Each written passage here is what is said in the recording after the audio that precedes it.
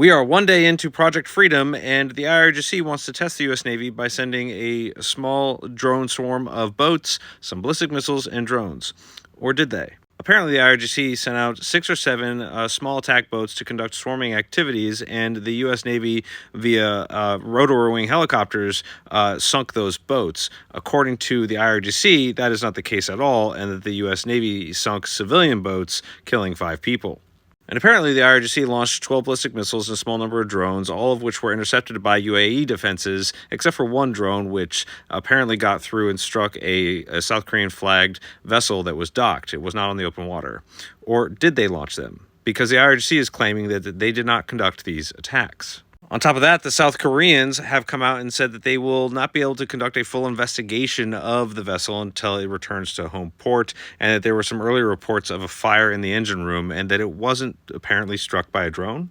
But at the same time, the IRGC has sent out this map saying this is the area in which they control the Strait of Hormuz, and they warn the U.S. Navy not to test them. One thing is certain is that 2 U.S.-flagged tanker vessels were able to get through without any attacks being conducted on them with a layered defense of naval assets.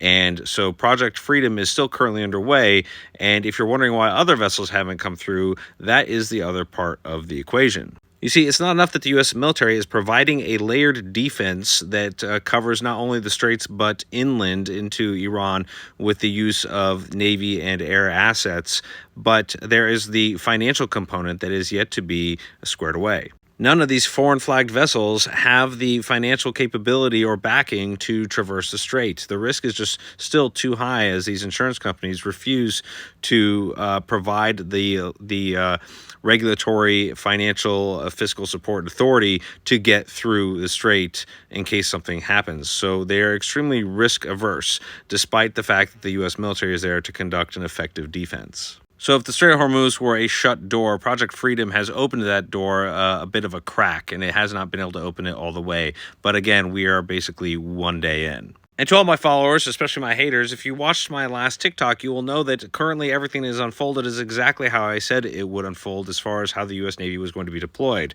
Look, right again, weird. Now, if you're wondering why the U.S. military has not conducted an all-out offensive campaign against the targets in the Strait of Hormuz, it's because right now they are operating under the right of self-defense, and they are not going to actually conduct an offensive operation yet. Similarly, the IRGC is also not going to just conduct offensive attacks. They are waiting for targets of opportunity. They are conducting gray zone tactics, using various tools in their tool chest to dissuade ships from actually entering this zone that they claim they hold, and so we'll probably see limited attacks from them as well. That said, the IRGC's attacks on their neighbors have not been forgotten, and while all this has been unfolding, those countries have turned over their financial books to Scott Bessett's Operation Financial Fury, and they have been able to block and take even more of the IRGC's money and wealth that these countries were holding. Now, as always, it's anyone's guess as to what is going to occur day by day or in the next week or two. But one possibility is what you're going to start seeing is that door is going to be opening wider and wider as each day passes. And so basically, not only will you have the U.S.'s blockade of the IRGC from being able to conduct any business outside of the Gulf, but you're going to start seeing basically a blockade of the rest of the IRGC along their coast while we allow ships safe passage hugging the opposite coastline. And this is probably what we're going to see unfold. Although not linearly and improving day by day, but that is probably one of the potential outcomes we will see soon. Now, like they say, the enemy does get a vote, and so it'll be interesting to see what the IRGC tries to pull off to stop this door from opening slowly as the days and weeks move on.